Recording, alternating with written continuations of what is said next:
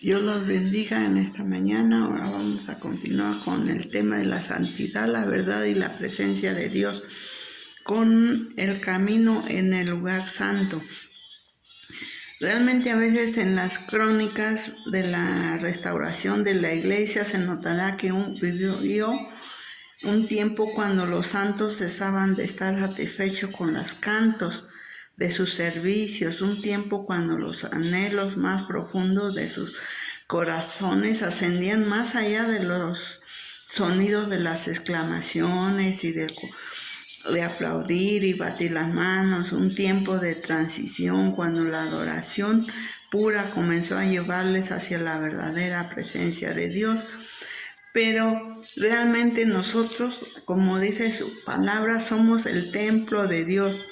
Estas líneas son un breve estudio de la carta a los hebreos, con excepción de algunos capítulos. El mensaje central de esta epístola ha sido un ministerio para casi todos los cristianos del siglo XX. Esto se debe a que originalmente se escribió para los hebreos, gente que estaba familiarizada con el tabernáculo de Dios y con el significado de la santa presencia de Dios. En el patio interior del tabernáculo exploraremos realmente el tabernáculo de Cristo.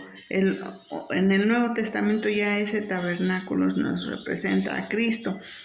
El hombre lleno del Espíritu Santo. Ambos sitios tienen un modo prescrito para entrar en la verdadera presencia de Dios.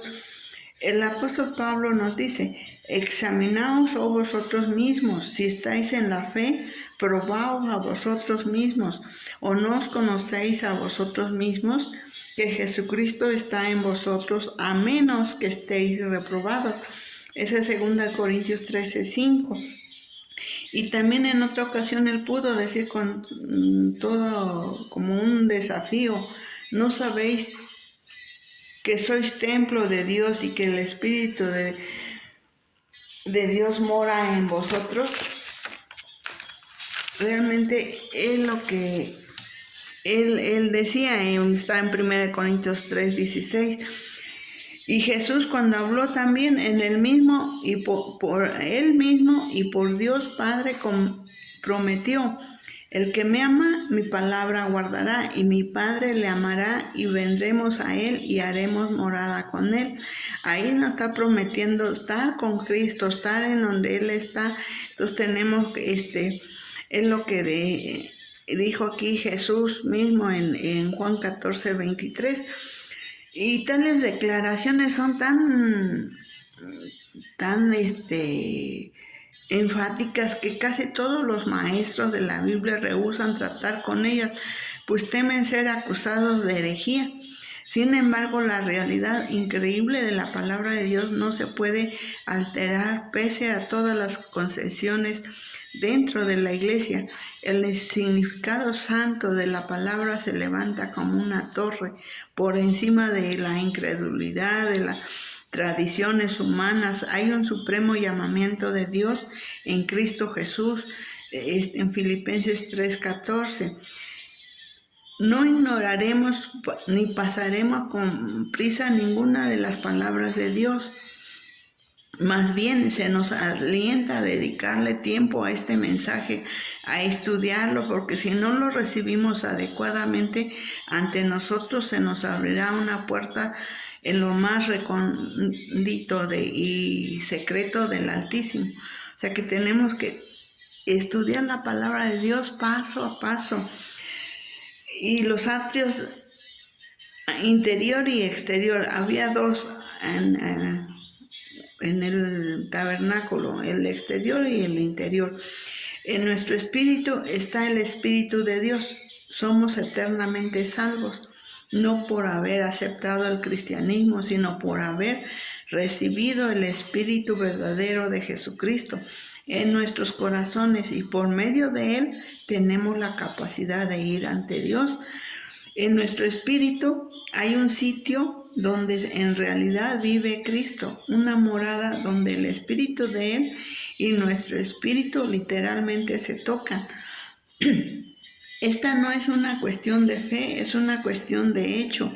Ese sitio es un lugar santo. Aceptamos esta verdad porque es bíblica, pero como tenemos acceso a tal lugar santo y una vez en su interior es posible habitar ahí continuamente, la Biblia nos ofrece una respuesta a este gran interrogante. En efecto, el autor sagrado, bajo la inspiración del Santo Espíritu de Dios, dejó este mensaje para todos los creyentes de todos los tiempos, dando, ahora sí que dice en Hebreos 9:8, dando el Espíritu Santo a entender con esto que aún no se había manifestado el camino al lugar santísimo, entre tanto que la primer parte del tabernáculo estuviese de pie. Aquí realmente nosotros tenemos que darnos cuenta que cuando se abrió para entrar a ese lugar santísimo fue cuando Cristo murió y el velo del templo fue rasgado. Pero aquí está hablando de su cuerpo. Amén. Hay un camino para entrar a la presencia de Dios, pero el camino al lugar santísimo no se revela mientras la primera parte del tabernáculo permanezca de pie. ¿Cuál es esta primera parte? Para los judíos que llevaban con ellos en el desierto el tabernáculo, la tienda sagrada de la tienda sagrada de Dios, la primera parte llamada el lugar santo, era el mayor de los cuartos en la tienda. En esa habitación se encontraban el candelero, la mesa y los panes consagrados de la proposición. Hebreos 9:2. También en la primera parte del tabernáculo los sacerdotes entraban para ministrar al servicio diario de adoración. Hebreos 9:6. En el tabernáculo había además un segundo cuarto interior. En esta habitación solo entraba a través de un velo el sumo sacerdote apenas una vez al año, no sin llevar una ofrenda de sangre por sí mismo y por los pecados del pueblo hebreo. 9:7. Esta parte del tabernáculo se llamaba el lugar santísimo y era el sitio más sagrado de la tierra. Allí se encontraba la presencia manifiesta del Dios viviente. Dios no habitaba en la primera parte o tabernáculo exterior, vivía en la segunda parte, en el tabernáculo interior. Los otros anteriores y exteriores del tabernáculo judío simbolizan nuestras propias naturalezas internas y externas. Nuestro tabernáculo exterior es nuestra vida anímica, es el tipo de vida visto a través de la mente y las emociones del hombre. En el tabernáculo exterior de nuestra alma, nuestro enfoque se dirige hacia la totalidad en cuanto está por fuera. La adoración consiste en algo que efectivamente presentamos por medio de una adecuada adherencia a la forma exterior particular de adoración en nuestra secta o denominación. Esa parte de nosotros nos mantiene en la iglesia como consecuencia del deber y no de la visión. Así somos guiados por nuestras tradiciones en lugar de serlo por el Espíritu. Pero muy rara vez, quizás nunca, se experimenta en el tabernáculo exterior la verdadera presencia del Dios viviente. Se puede ser salvo por fe, pero por experiencia parece que la presencia de Dios se haya retirado lejísimos. O sea que cuando no sentimos la presencia de Dios, como si se hubiera alejado, se experimenta ahora sí que unas ideas diferentes, emocionales,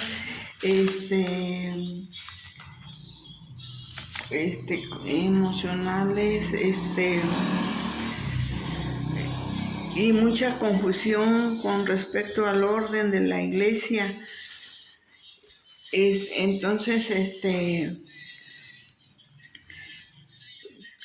y a los asistentes de adoración, mientras un hombre sea aún gobernado por las circunstancias en lugar de serlo por Dios, la primera parte de su tabernáculo está de pie, no importa cuán celoso o religioso sea, solo hasta cuando se quebrante la fortaleza de su hombre exterior y se levante su deseo interno de adorar y conocer al Dios viviente, no va a encontrar su camino hacia el lugar santísimo, porque a veces todavía, aunque somos cristianos, pero todavía está el ego, está el hombre exterior, el viejo hombre, yo les digo el viejo hombre, o sea que el viejo hombre se está en contienda con el nuevo hombre, el hombre que se está siendo transformado por Dios. Hay esa lucha, y mientras no se quebrante, decir, no, pues, y que sea sometido al poder del Espíritu Santo, es donde vamos a poder encontrar ese camino hacia el lugar santísimo. A continuar, entre el tabernáculo judío y nosotros, la Biblia nos dice que había también un tabernáculo interior, que en las Escrituras se llamaba el Santo de los Santos, o el lugar santísimo. Este tabernáculo interior corresponde al aspecto espiritual del hombre, tal como en el templo de madera, así en el templo de carne. La presencia de Dios mora en el tabernáculo interior, en el templo físico. El tabernáculo interior es tan sagrado, tan santo, que se observaba el mayor de los cuidados antes que se pudiera entrar ahí. Nadie podía entrar ni siquiera por casualidad en ese lugar, porque si no, pues moría. ¿Sí? Entonces, ya en los anteriores les dije cómo entraba el sumo sacerdote al lugar ese santo. En la segunda parte, solo el sumo sacerdote una vez al año, no sin sangre, la cual ofrece por sí mismo y por los pecados de ignorancia del pueblo. O sea que él tenía que presentar un sacrificio de sangre por él mismo y luego por el pueblo. Está en Hebreos 9:7. Y realmente, si nosotros nos fuéramos al Antiguo Testamento, ahí nos dice cómo se hacía, cómo así. Pero ahora, ese era un tipo de lo que iba a ser Cristo, y Cristo vino a hacer eso. Él entró al lugar santo, pero no con sangre de machos cabríos ni de sangre ajena, sino con su propia sangre, y es la que nos pudo redimir. Y él dice que una vez para siempre, porque en el Antiguo Testamento era cada que pecaba tenía que morir un animalito para ofrecer y pedir perdón, pero no los perdonaba. Simplemente la sangre de los animales solo cubría el pecado para que se presentara pues limpio, pero no en el interior. Este tabernáculo interior era el lugar más sagrado de la tierra, pues la manifiesta presencia de Jehová, Dios de Israel, moraba en esa consagrada y santísima habitación. Cuando pensamos entrar en la realidad de la presencia de Dios, inmediatamente se nos confronta con las profundidades de nuestros pecados, todo lo que hacemos mal. Entonces, ¿cómo haremos para acercarnos a Dios y vivir? Esa es una pregunta. Sin embargo, para nosotros el camino a ese sitio tan solo no es por medio del automejoramiento o guardar la ley o alguna ilusión parecida. Entramos a la presencia de Dios a través de nuestra relación con Jesús. Como Él es nuestro camino hacia el lugar santísimo, con toda autoridad pudo decir: nadie viene al Padre si no es por mí. Así que, mi querido amigo y hermano que no has analizado esto, no por tus buenas obras, por portarte bien, por tu religión, por tu religiosidad, por buenas obras, por lo que quieras decir, es solamente, Jesús dijo, nadie viene al Padre sino por mí. Si no llegamos a Cristo, no podemos ir al Padre, no podemos ir al cielo. Así es que tengamos mucho en presente eso. Eso está en Juan 14:6. El propósito expreso de Cristo es llevarnos al Padre. Casi todos los creyentes ubican esta promesa en el futuro, pero Jesús vino para reconciliarnos con Dios aquí y ahora mismo. Porque a veces no lo tomamos o no lo toman en serio. Ser cristiano es ser como Cristo.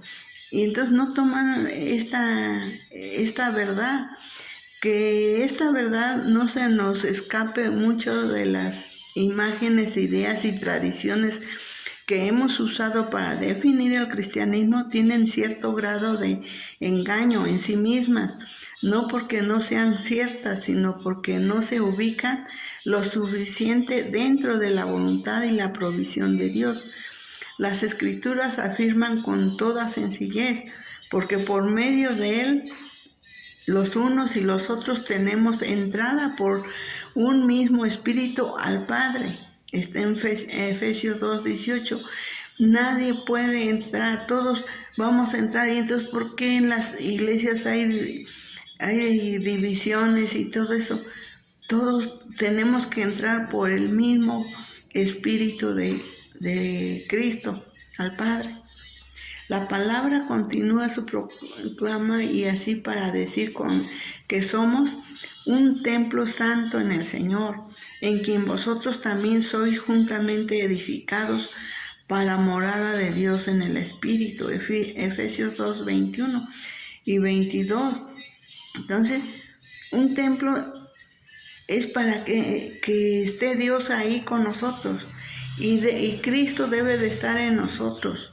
Somos el templo santo de Dios, habitación de Él en el Espíritu, y buscamos la entrada al Padre, el lugar santísimo donde en verdad Dios vive dentro de nosotros.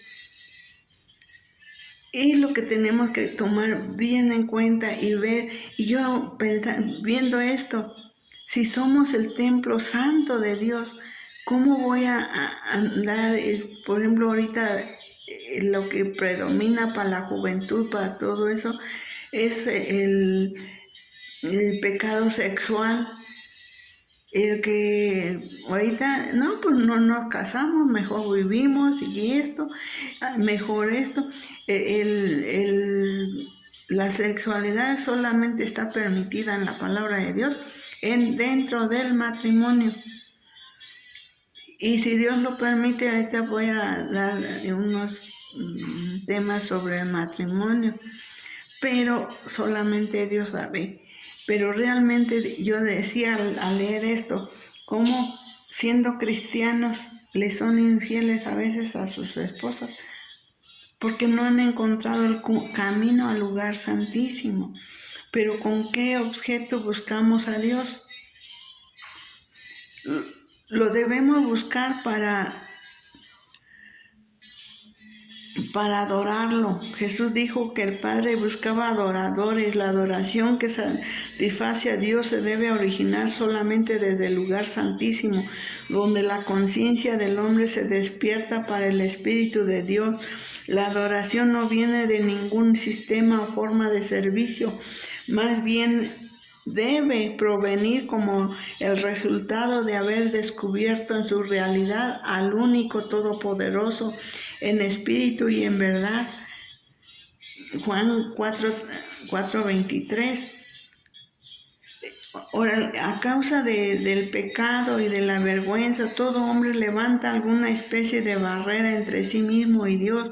La Biblia hace referencia a 3 ejemplos de velos que hacía separación entre los judíos y Dios. El primero era un velo en el templo hebreo, aquí técnicamente una vez al año, y apenas un solo hombre entraba. El ungido sumo sacerdote podía entrar a través de una espesa cortina llamada el velo al sitio santo de Dios. Este velo se rasgó en dos de arriba a abajo, cuando Cristo murió en Mateo 27:51. Ahí fue cuando Jesús murió, el velo del templo se rasgó, dice.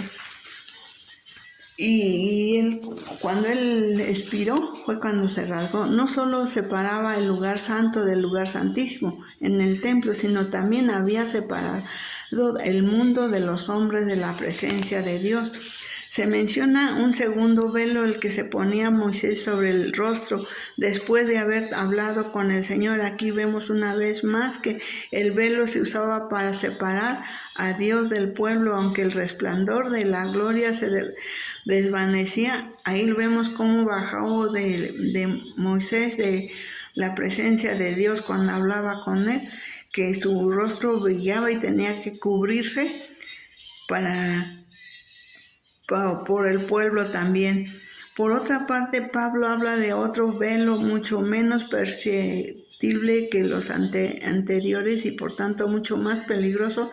Este velo permanece sin levantarse, no solo de los corazones de los judíos, sino también todos aquellos que no conocen a Dios o que se apartan del Señor Jesucristo. 2 Corintios 4, del 3 al 4.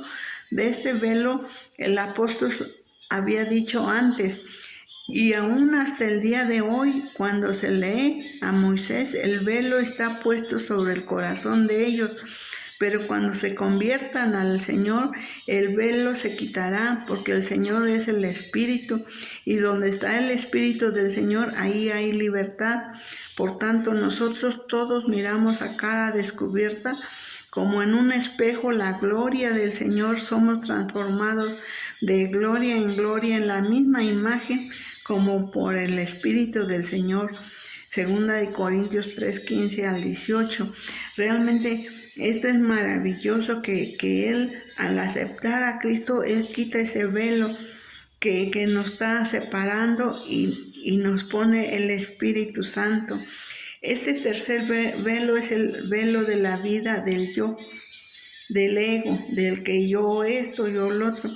Cuando el velo del ego envuelve nuestros corazones, todo cuanto vemos en la vida se relaciona tan solo con nosotros mismos. Pero cuando nos volvemos al Señor, el velo de la vida del ego como del templo se rasga en dos. Este no es cortar una tela delgada, sino rendir el corazón, dividir en dos la tela apretadamente tejida de la autojusticia y la autoconciencia. Es una rendición violenta, es llevar el yo a la muerte, es sacrificar en la cruz toda nuestra antigua naturaleza carnal. La única forma en que el corazón puede volverse lo suficientemente puro para ver a Dios es crucificar la antigua vida del ego sin misericordia ni pesar. Tenemos que crucificar esta carne pecaminosa y podamos decir, como dijo Pablo, y ya no vivo yo, mas vive Cristo en mí. Y esa palabra tenerla siempre en nuestra vida, en nuestra mente. En Moisés vemos a un hombre desprovisto de velos ante la presencia de Dios. Cuando regresaba al tabernáculo sagrado, se quitaba el velo del rostro, se volvía y con unos pasos atravesaba la cortina del velo para entrar en la gloria brillante de Dios. Aquí nos dicen las Escrituras, en el resplandor de la vida eterna, Moisés conversaba con Dios cara a cara. De manera semejante, la misma presencia sagrada ahora mora en el tabernáculo interior de nuestro espíritu. En Cristo, con nuestros velos del ego, de la vergüenza y del pecado rasgados y abiertos, nos podemos volver también y encarar la gloria de Dios. Solo que la gloria que enfrentamos no está fuera de nosotros, ni se ve a desvanecer de nuestros rostros. Cuando nos separamos de ella, el Espíritu de Dios habita dentro de nosotros y cada vez que lo contemplamos verdaderamente, cada vez que Él se nos revela, realmente nuestros corazones cambian en grados interminables de gloria, en gloria, en ese deseo, en esa búsqueda del Señor, hasta cuando somos transformados de gloria en gloria en la misma imagen divina del Señor Jesús. 2 Corintios 3:18. Nosotros tenemos que llegar a tener la imagen de Cristo. A la luz de tales realidades espirituales tan maravillosas, no es de extrañar que Satanás luche contra el cumplimiento de la palabra de Dios, pero nuestro Creador Todopoderoso ha provisto no solo la esperanza de la naturaleza divina, sino que también los medios para alcanzarla. El Padre ha provisto una ofrenda perfecta, un sacrificio que todos los tiempos satisface los castigos por el pecado, una ofrenda que nos capacita para llegar a su gloriosa presencia por medio de Jesús, por el camino nuevo y vivo que Él nos abrió a través del velo, esto es de su carne. Hebreos 10:20. Ofrenda que Dios preparó fue la de su propio Hijo. Por lo tanto, el velo definitivo a través del cual pasamos no es de lino ni de seda, es el cuerpo de carne de Jesucristo. Nos volvemos a Dios por intermedio del mismo Señor. Él con su propia carne nos redimió, nos provisió esa ofrenda. Él se ofreció en sacrificio vivo, santo y agradable a nuestro Padre Celestial para darnos salvación. La Escritura nos dice, si confesamos nuestros pecados, Él es fiel y justo para perdonar nuestros pecados y limpiarnos de toda maldad. No dice nada más de esto, no hora de la mentira o no hora del hurto, no, dice de toda maldad. Está en Primera de Juan 1:9. Y luego la palabra continúa diciendo, hijitos míos, miren, vean cómo Dios nos habla, hijitos míos, estas cosas os escribo para que no pequéis. Y si alguno hubiere pecado, abogado tenemos para con el Padre, a Jesucristo el justo, y Él es la propiciación por nuestros pecados. Esa está en 1 Juan 2, del 1. Entonces es lo que vemos aquí, de manera semejante la misma presencia sagrada y santa habitada ahora en el tabernáculo interior de nuestros espíritus en Cristo, con nuestros velos del ego, del pecado y de la vergüenza rotos, desarraigados y abiertos. No podemos volver y mirar cara a cara la gloria de Dios. Solo que la gloria que enfrentamos no está fuera de nosotros, ni tampoco se borra de nuestros rostros al separarnos de ella. El Espíritu de Dios mora en nuestro interior y cada vez que verdaderamente le contemplamos, cada vez que el Señor nos revela, nuestros corazones cambian en grados indecibles de gloria interminable que nos transforma de gloria en gloria en su misma imagen divina. 2 Corintios 3:18. Y realmente a veces cantamos de gloria en gloria, te veo, pero realmente ya están rotos esos velos, ya están rotos esos velos del ego, del que nos impide estar directamente frente a nuestro Dios. Y el velo realmente de la carne del Señor Jesús, a la luz de tales asombrosas realidades espirituales, no es de admirarnos que Satanás luche y se oponga al cumplimiento de la palabra de Dios.